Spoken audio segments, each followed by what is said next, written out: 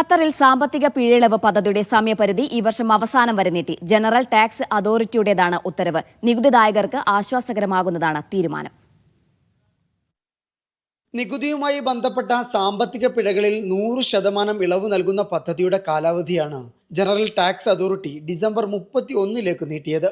നേരത്തെ ആഗസ്റ്റ് 31 ആയിരുന്നു സമയപരിധി. നികുതിദായകർക്കുള്ള പിന്തുണ എന്ന നിലയിലാണ് സമയം നീട്ടി നൽകുന്നതെന്ന് അതോറിറ്റി അറിയിച്ചു. ഇളവുകൾ പരമാവധി പ്രയോജനപ്പെടുത്തണമെന്നും അധികൃതർ അഭ്യർത്ഥിച്ചു.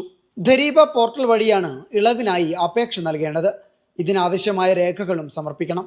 അധിക സാമ്പത്തിക ഭാരങ്ങളില്ലാതെ ടാക്സ് സ്റ്റാറ്റസ് തീർക്കാനുള്ള അവസരമാണ് പദ്ധതിയെന്ന് ടാക്സ് അതോറിറ്റി പലകുറി ഓർമ്മിപ്പിച്ചിരുന്നു.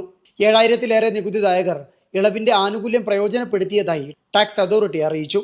160 കോടി ഖത്തർ റിയാലിന്റെ സാമ്പത്തിക പിഴകൾ ഒഴിവാക്കിയിട്ടുണ്ട്. 54,000 നികുതി റിട്ടേണുകൾ സമർപ്പിക്കപ്പെട്ടു.